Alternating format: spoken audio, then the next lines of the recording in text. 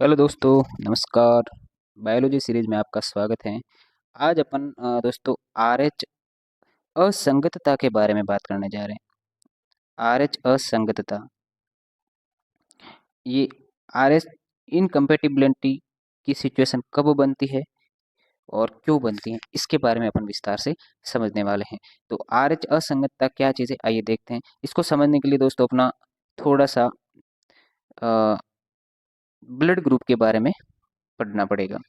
अ, कि रुधिर वर्ग क्या चीज़ होती है, उसके बारे में अपने को थोड़ा सा आइडिया होना चाहिए। ब्लड ग्रुप, रुधिर वर्ग। तो ब्लड ग्रुप की बात करें तो इसमें अपन रुधिर ग्रुप की वंशागति की बात करें तो इसमें मेनली होता है जो एबीओ रुधिर समूह होता है। एबीओ एबीओ जो नाम पड़ा है दोस्तों, वो दो प्रतिजन के आधार पर पड़ा है। अपने को पता है कि जो लाल रक्त कणिका होती है शरीर में, आरबीसी होती है, उसकी सतह पर कुछ विशेष प्रकार के एंटीजन पाए जाते हैं, वो ए और बी। एंटीजन एंटीजन ए और एंटीजन बी। एंटीजन बी, इस आधार पर अपन एबीओ रुधिर वर्ग पढ़ेंगे। जिन कोशिकाओं की सतह पर ए एंटीजन होगा वो रुधिर वर्ग कहलाएगा ए, और जिन कोशिकाओं की सतह पर बी रुधिर वर्ग मिल जाएगा जिन व्यक्तियों में, वो वाले व्यक्ति कहलाएंगे रुधिर वर्ग बी वाले। इस आधार पर एबीओ रुधिर समूह को अपन कितने भाग में बांट सकते हैं? टोटल 4 भाग में बांट सकते हैं। एबीओ रुधिर वर्ग को अपन टोटल 4 भाग में बांट सकते हैं। कौन कौन से 4 भाग बनेंगे इसके, देखिए। वे व्यक्ति जिसके अंदर प्रतिजन ए मिले, वो वाला कौन सा ब्लड ग्रुप बन जाएगा? ए। वे व्यक्ति जिसके अंदर प्रतिजन यानी कि एंटीजन बी मिल जाए, वो वाले कौन से ब्लड ग्रुप बना देंगे? बी। वे व्यक्ति जिसके अंदर ए भी मिले और बी भी मिले, वो वाले कौन सा एंटीजन बना देंगे? A B. और वे व्यक्ति जिसके अंदर ना तो ए है और ना ही बी है, वो वाले कौन सा ब्लड ग्रुप बना देंगे? ओ। ठीक है। और इसका मतलब, ए का मतलब है इसके अंदर प्रतिजन है, वो कौन सा मौजूद है? ए। प्रतिजन कौन सा मौजूद है? ए। बी का मतलब इसके अंदर कौन सा मौजूद है? बी। और इसके अंदर ए और बी है दोनों, ए और बी। और इसके अंदर ओ वाले ब्लड ग्रुप के अंदर किसी भी प्रकार का एंटीजन नहीं होता है, ये बात ध्यान रखनी। अब बॉडी के अंदर इम्यून सिस्टम भी काम करता है। अगर कोई भी शरीर में एंटीजन है तो सीधी बात है कि बॉडी के अंदर अपने एंटीबॉडी भी होगी, तो शरीर के अंदर एंटीबॉडी भी पाई जाएगी। साथ साथ जो व्यक्ति ब्लड ग्रुप ए रखते हैं उसके शरीर में दूसरा एंटीजन नहीं आ सकता, यानी कि उसके शरीर में कौन सा एंटीजन है? ए। तो उस उस व्यक्तियों के शरीर में एंटीबॉडी मिलेगी अपने को, एंटीबॉडी मिलेगी बी। एंटीबॉडी बी का अर्थ है कि इसके अंदर जैसे ही एंटीजन बी प्रवेश करेगा कौन से व्यक्तियों में? ए रुधिर वर्ग वाले व्यक्तियों में, तो वो उसके ऊपर अटैक कर देगी और बी को खत्म कर देगी। वैसे ही ठीक इसी तरीके से जिनके blood group A B sorry B है, उसके अंदर कौन सी एंटीबॉडी प्रेजेंट मिलेगी? ए। ए एंटीबॉडी इसके अंदर प्रेजेंट मिलेगी। और ए बी है, उसके अंदर ना तो ए मिल सकती ना ही बी, क्योंकि अगर एंटी ए होती तो ए को मार सकती थी और बी होती तो बी को खत्म कर सकती, इसलिए इसके अंदर एक भी एंटीबॉडी नहीं है। और ओ वाले में कोई भी प्रतिजन ही नहीं है, तो इसके अंदर एंटी ए भी मिल जाएगी अपने को, एंटीबॉडी ए भी मिल जाएगी और एंटीबॉडी बी भी मिल जाएगी। यहाँ तक बातें समझ में आ गई अपने को कि ब्लड ग्रुप है वो एंटीजन के आधार पर बांटे हैं 4 प्रकार के। ए है इसका मतलब उसके अंदर एंटीजन कौन सा उपस्थित है? ए। बी है उसका मतलब एंटीजन बी है। और ए बी व्यक्तियों का ब्लड ग्रुप है, इसका मतलब उसके अंदर एंटीजन ए बी है। और ओ है इसका मतलब उसके अंदर एक भी एंटीजन नहीं है, उसका जस्ट उल्टी उसके अंदर क्या उपस्थित रहेगी? एंटीबॉडी। अब इस आधार पर दोस्तों अपन आ, इन ए प्रतिजन और बी प्रतिजन के अलावा एक और प्रतिजन उपस्थित होता है रुधिर कोशिकाओं में, जिसको अपन बोलते हैं प्रतिजन आर एच। आर एच प्रतिजन, और इस आर एच असंगतता का जो खेल है वो इसी प्रतिजन के आधार पर होगा। अब इसको समझते हैं कि प्रतिजन आर एच क्या होता है, इसका नाम आर एच क्यों पड़ा है, इसका थोड़ा सा। तो एक वैज्ञानिक है कार्ल लैंडस्टीनर, कार्ल लैंडस्टीनर और वीनर वीनर ये दोनों दो वैज्ञानिक थे जिन्होंने दोस्तों एंटीजन आरएच की खोज करी है, ये याद रखें नाम। दूसरी चीज, रिसस बंदर, रिसस नामक बंदर में इसकी खोज हुई थी, उसकी ब्लड सेल में इसको देखा गया था, वहां से इसका शब्द उठाया है आरएच प्रतिजन। रिसेस नामक बंदर में इसकी खोज हुई थी, इसलिए इसका नाम भी क्या रख दिया, RH प्रतिजन। ठीक है दोस्तों, अब इसकी जो जीन है, वैसे RH के टोटल 5 प्रकार होते रूप में मिलेगा अपने को डी के रूप में। और एक बात याद रखें कि RH की जो जीन है, RH की जो जीन है वो प्रभावी होती है।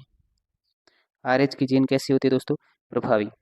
इसलिए संसार के अंदर अधिकांश लोगों में RH का एंटीजन मिल जाएगा। लगभग 80% लोगों में RH का एंटीजन मिलता है, क्योंकि इसकी जीन है वो कैसी है, डोमिनेंट है, पर क्या है, प्रभावी है। तो बाकी के 20% में ये RH का प्रतिजन भी नहीं पाया जाता। तो इस आधार पर अपन वापस इसको पढ़ सकते हैं कि ब्लड ग्रुप को कितने भाग में बांट सकते। ठीक है दोस्तों, RH प्रतिजन की RH की उपस्थिति और RH प्रतिजन की अनुपस्थिति,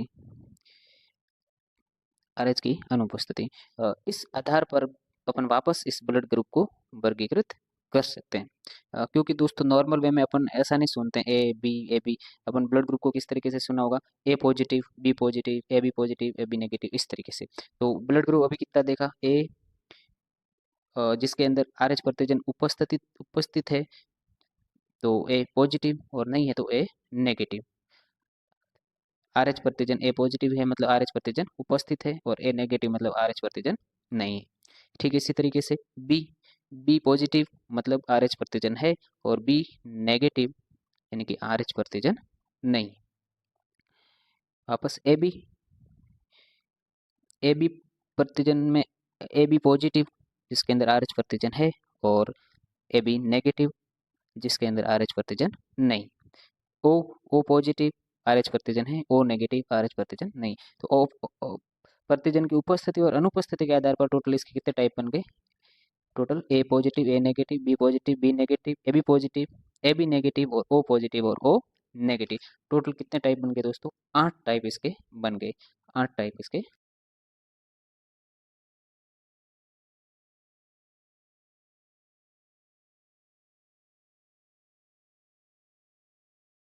तो दोस्तों RH प्रतिजन की उपस्थिति और अनुपस्थिति के आधार पर टोटल 8 पैटर्न बन रहे हैं। जिसके अंदर RH प्रतिजन उपस्थित है वो ए पॉजिटिव, और जिसके अंदर नहीं है वो नेगेटिव। ठीक है, अब अपन आगे बात करेंगे कि इस RH के कारण इनकम्पेटिबिलिटी किस तरीके से बन सकती है। क्या वजह बनती है कि जो जो RH है वो असंगतता दर्शाने लगता है।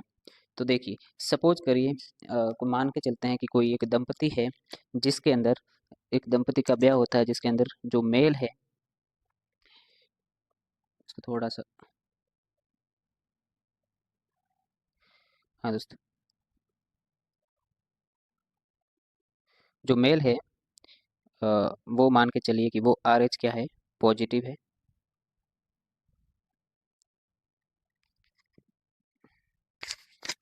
और जो फीमेल है वो आप मानते हैं कि वो RH के रूप से नेगेटिव है। ऐसी कोई कंडीशन बन जाती है। तो इस सिचुएशन में क्या होगा कि जो ये फीमेल है, इसके अंदर RH प्रतिजन है वो नहीं है, RH प्रतिजन नहीं है, इसलिए तो इसको नेगेटिव कर रहे हैं। RH प्रतिजन इस फीमेल में क्या है, एब्सेंट है। जब RH प्रतिजन नहीं है तो सीधी बात है कि इस फीमेल का जो ब्लड है वो जैसे ही RH के संपर्क में आएगा तो वो उसके ऊपर क्या बनाने लगे जाएगा, उसका उसका जो इम्यून सिस्टम है, उसका जो प्रतिरक्षा तंत्र है, वो क्या बनाने लग जाएगा, उसके खिलाफ, RH के खिलाफ क्या बना लग जाएगा, एंटीबॉडी बनाने लग जाएगा, एंटी डी। ठीक है, अब अपन बात कर रहे हैं कि RH जो मेल है वो RH के लिए धनात्मक है, वो RH पॉजिटिव है, और जो फीमेल है वो नेगेटिव है। तो इस सिचुएशन में अगर इन दोनों के बीच में मैटिंग होती है और जो पहली संतान है वो भी क्या हो जाए, RH पॉजिटिव, ये पॉसिबिलिटी है दोस्तों। ठीक है, ऐसा ये कंडीशन बनेगी तो इसमें इनकम्पेटिबिलिटी देखी जाएगी, नहीं तो नहीं। तो अगर पहली संतान है वो क्या हो गई, RH रूप से पॉजिटिव, क्योंकि चांस ज्यादा है पॉजिटिव होने का, क्योंकि RH की जो जीन है वो कैसी होती है, प्रभावी। अब पहली संतान RH रूप से पॉजिटिव है, तो जब इस संतान का जन्म हो रहा होता है उसको बोलते हैं प्रसव। प्रसव का अर्थ है birth of child, birth of child. तो प्रसव के दौरान क्या होगा, जो माता है उसका और जो शिशु है उसका ब्लड मिक्सिंग देखी जाएगी, ब्लड एक दूसरे के कांटेक्ट में आएंगे। शिशु के ब्लड क्या आते हैं, प्रसव के दौरान दोस्तों संपर्क में आते हैं। जब ये संपर्क में आ रहा है तो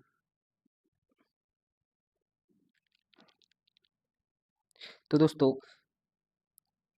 इस संतान के अंदर कौन से जीन उपस्थित है, आरएच प्रतिजन उपस्थित है। आरएच प्रतिजन भी इस माँ के रुधिर के संपर्क में आ जाएगी और माँ के जो फीमेल है इसकी बॉडी में आरएच एंटीजन है ही नहीं, तो इसका इसका जो इम्यून सिस्टम है वो इसके इस प्रतिजन के खिलाफ इसके शरीर में क्या बना लेगा, एंटी एंटी आरएच बना देगा। एंटी आरएच को अपन बोलते हैं एंटीडी। अब इस फीमेल की बॉडी में ऑलरेडी एंटीबॉडी घूम रही होगी ब्लड के अंदर, जब भी अब आरएच एंटीजन आएगा तो उसको वो मार देगा। तो जो पहली संतान है वो कैसी होगी, सामान्य होगी, उसमें किसी भी तरीके के जो लक्षण है वो देखने को नहीं मिलेंगे, रोग है वो देखने को नहीं मिलेगा, नॉर्मल होगी बिल्कुल। अब स्थिति आती है जब संतान कौन सी हो, दूसरी, तब सिचुएशन बनती है। तो दूसरी संतति हो और वो भी दोस्तों क्या हो, आरएच रूप से पॉजिटिव हो। आरएच रूप से दूसरी संतान भी कैसी हो, पॉजिटिव हो। तो सीधी बात है कि इसके शरीर में आरएच की जीन क्या है, उपस्थित है, आरएच उपस्थित है। और जो माँ है, जो फीमेल है, उसकी बॉडी में आरएच के खिलाफ क्या बन चुकी है, फीमेल की बॉडी में आरएच के खिलाफ क्या बन चुकी है, एंटीबॉडी, एंटी डी बन चुकी है। तो वो क्या करेगा, वो एंटी डी है वो आरएच के ऊपर अटैक करने का कोशिश करेगा। तो अब जब प्रसव का समय यानी कि बर्थ ऑफ चाइल्ड है, उस समय माँ का जो ब्लड है और शिशु का ब्लड है वो एक दूसरे के कांटेक्ट में आएंगे, ब्लड है वो एक दूसरे के संपर्क में आएंगे। तो ये जो इस माँ के ब्लड में उपस्थित एंटीबॉडी है वो जो शिशु के ब्लड में उपस्थित प्रतिजन है उसके ऊपर अटैक करेगा। और जो हो सकता है इस शिशु के अंदर, इस चाइल्ड के अंदर खून की क्या ले आए, कमी। तो इस शिशु में क्या हो सकता है, एनीमिया, ठीक है, एनीमिया हो सकता है।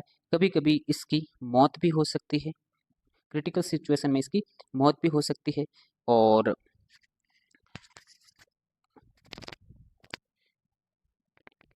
इस प्रकार की जब चाइल्ड का जन्म हो रहा होता है उस समय इसके ब्लड के अंदर ब्लड की आरएच की इनकम्पेटिबिलिटी के कारण ये देखा गया। इस प्रकार की डिसीज को अपन बोलेंगे HDN, ये याद रखें। HDN का मतलब है हीमोलाइटिक डिसीज। कौन सी disease, haemolytic, haemolytic, haemolytic disease, haemolytic disease,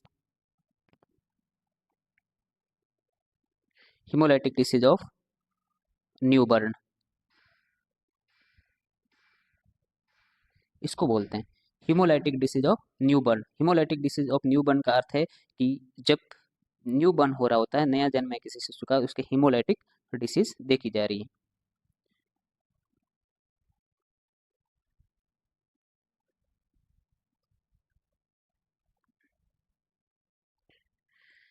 ठीक है दोस्तों, इसी को बोलते हैं अपन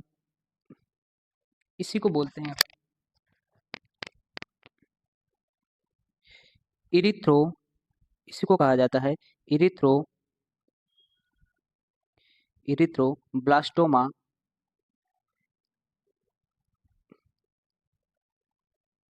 इरिथ्रोब्लास्टोमा फिटेलिस, इसी रोग को कहते हैं। आरएच की इनकम्पेटिबिलिटी के कारण ही इसको बोलते हैं इरिथ्रोब्लास्टोमा फिटेलिस, इसी को कहते हैं दोस्तों इरिथ्रोब्लास्टोमा फिटेलिस, इसी को कहते हैं। और इसके उपचार हेतु ऐसा क्या करना चाहिए कि ऐसी सिचुएशन नहीं आए। अपने को पता चल चुका है कि भाई फीमेल है जो आरएच पॉजिटिव है और जो फीमेल है वो आरएच नेगेटिव है, तो ऐसी सिचुएशन बनने के चांस बिल्कुल है। तो इसके निवारण के लिए जो फीमेल है उसको एंटी आरएच का इंजेक्शन दिया जाता है या फिर रोहुगाम का इंजेक्शन दिया जाता है। ये क्या करेगा, एंटीबॉडी बनने नहीं देगा और ये दूसरे प्रसव के, ये इसको प्रसव के तुरंत बाद दे दिया जाता है। इसको प्रसव के तुरंत बाद, पहले प्रसव के तुरंत बाद दे दिया जाता है 48 से 72 घंटों के अंदर अंदर। तो ये सिचुएशन है, इससे बचा जा सकता है, रोगाम का इंजेक्शन दिया जाता है, ये भी आप याद रखें। ठीक है दोस्तों, तो ये सिचुएशन थी जब कौन सी स्थिति बनती है, आरएच के कारण इनकम्पेटिबिलिटी बनने लगती है। तो याद रखें, इसमें कई बार सवाल पूछे गए हैं कि जो आरएच की इनकम्पेटिबिलिटी है उसमें कब बन सकती है। तो जब याद रखें मेल हमेशा क्या हो, आरएच रूप से पॉजिटिव, और फीमेल हमेशा क्या हो, आरएच रूप से नेगेटिव। और ये होगी कब, जब पहली संतान हो, वो जो पहली संतान हो वो क्या होनी चाहिए, पॉजिटिव, तभी तो उसके अंदर आरएच का प्रवेश देखा जाएगा मदर की बॉडी में। तो दूसरी संतान भी आरएच रूप से क्या होनी चाहिए, पॉजिटिव। तो दूसरी संतान प्रभावित होगी, कौन सी संतान प्रभावित होगी दोस्तों, दूसरी,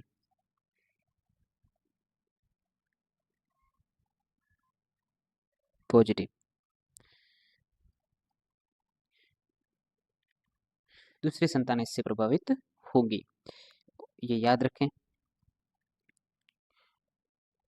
ये सिचुएशन बनती है जब मेल पॉजिटिव और फीमेल नेगेटिव, पहली संतान नेगेटिव हो तो ये वाली कंडीशन नहीं बनेगी, ये जो बताई है यही कंडीशन इसके अंदर देखी जाती है। ओके दोस्तों, मिलते हैं फिर अगले वीडियो।